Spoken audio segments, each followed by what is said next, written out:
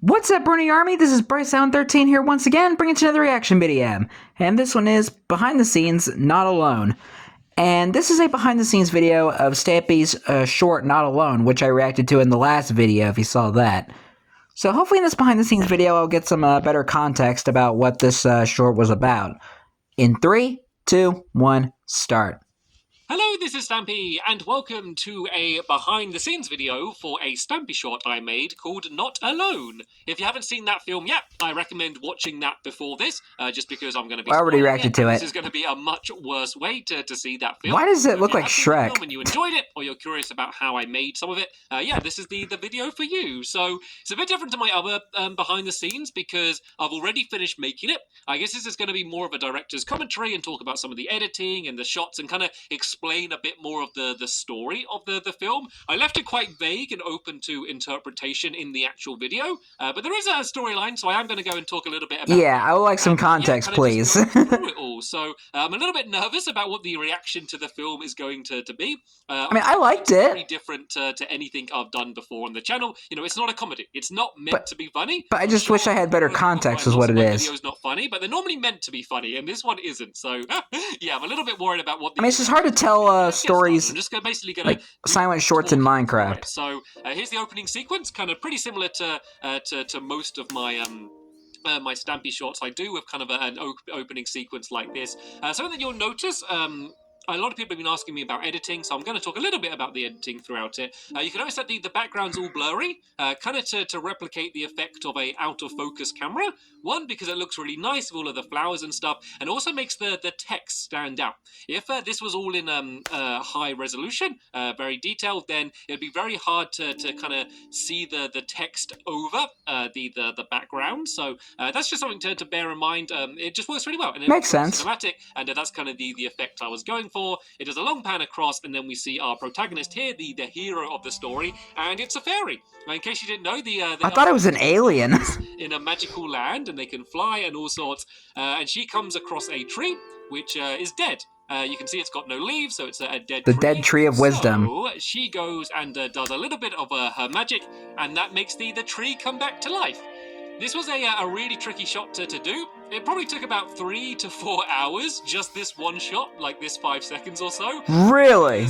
What we did is I did a panning shot going up, looking at the tree like this with all of the leaves. We then had to destroy every single leaf on the tree. Oh, yeah. In the exact same timing, and then kind of fade the shots into each other to make it look like the trees are reappearing. And I think it looks great, but it took a lot of time to be able to that is commitment right there. I'm really happy with how it ended up looking. And the good thing about doing it on console is I can just press up on the D-pad, and that does like a nice gradual kind of float up, and it does it at the exact same speed every time. I don't need to use the analog sticks, so that made it much easier.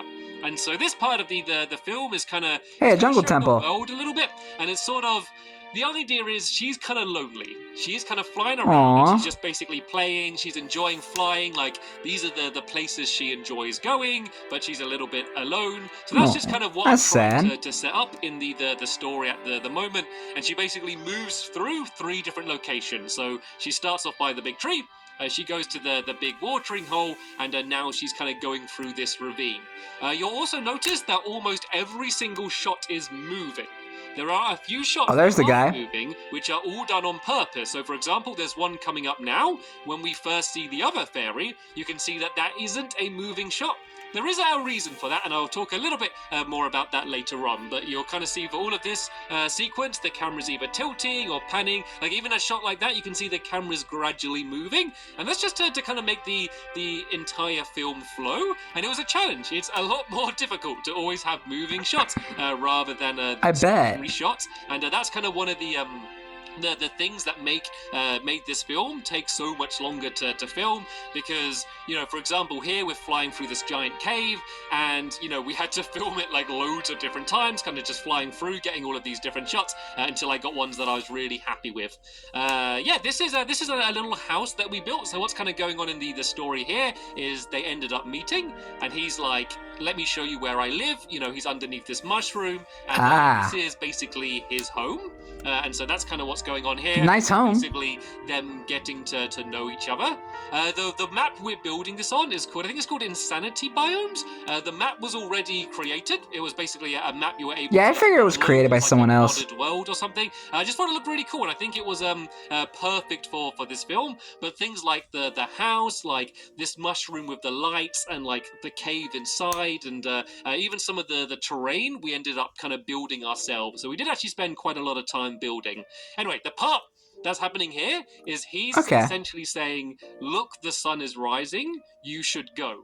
And that becomes important a little bit later on. And I might as well explain what I'm talking about in terms of the... Let me guess, he disappears in the daytime? The idea is there's a stationary shot every time something is dead. So the tree at the beginning, where the camera wasn't moving, that's because the tree was dead. And you'll also notice that every shot, which is just of the other fairy, the blue fairy, it's a stationary shot. You know, when you first saw him, when you saw him inside the mushroom as well. Yeah, the camera isn't moving, and that's just to kind of make it a little bit more jarring, and just to kind of make him seem different in some way. I don't know whether that is anything someone picked up on, and maybe they did kind of pick up on it subconsciously, but didn't think about it. But yeah, that's kind of the idea anyway. So what happened there is he was basically saying to her, "Let's go back in the mushroom," and she's like, "No, you follow me." So now, is essentially her showing kind of not her home, but where she likes to go. So they kind of went in reverse. So went through the ravine. Does she even have a home? Hole, and now they're basically back at where she started. At the tree that she healed at the very beginning. So they're both basically kind of introducing each other to their lives. You can see once again the moon is starting to go down. So he's saying like, let's fly back home. And similar to the last night, he's saying, look, the sun is rising, you should leave. This time, she says no. And says, I don't want to leave. And then we've got another shot with him fading away. Yeah, he disappears. So the way I made him fade away in the moving shot is exactly the same as... He disappears when the sun goes up, right? Disappear on the tree earlier on at the beginning. I basically did one shot of him standing there, and then another shot of him not moving. And then, you know, faded them through each other. We can see there's a song change here as well. This is where the song changes. There's two different songs that are used in this film. They're both just kind of royalty-free music that I found. And I actually... Like he does with everything else. That's the thing that inspired the film. I had the music first. Like, normally I make the film and then try and find fitting music. This one, I heard these songs, and I was like, I want to make a film to these songs, just because I like them so much. So, hopefully they fit really well. Once again, you see the stationary shot on him, and then a moving shot on him. And the reason why it's stationary on him is because, because as he said, he's not alive. So this is him basically taking her to essentially where he is buried. This is like his tomb, I guess. And of course, she has the ability to bring things back to life. So this is her using the spell again, which she's hoping is going to be able to bring him back to life.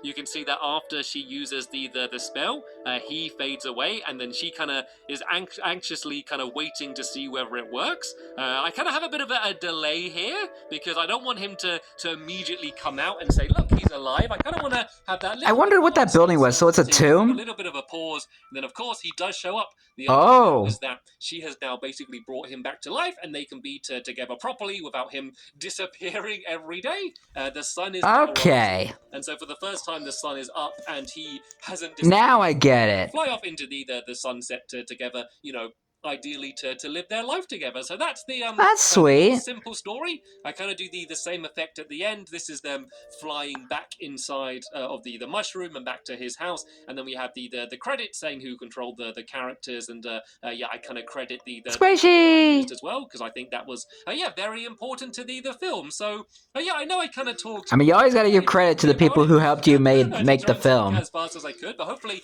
this explained the story. Because not everybody gets credited. It's kind of sad. Some of the shots that I made in the film. A lot of people have been asking for me to go into more depth in terms of editing, so that is something definitely that I want to do in the future. This probably wasn't a good film to do that in, because a lot of the editing's quite simple. It's more about just picking the right shots and getting the timing to music. But yeah, that is where the film ends. So hopefully you enjoyed this behind the scenes video. I kind of get more of an understanding coming in the future, so make sure you stay tuned for them. Can't wait to see them. Leave them as a comment down below. Yeah, and I'd love to hear your feedback on the film as well, if you want to give me that. I like it. For now, enjoy the rest of your day, and I'll see you later. Bye. Goodbye, Stampy. And you enjoy the rest of your day, whatever you're doing now. Who knows what Stampy's getting up to these days?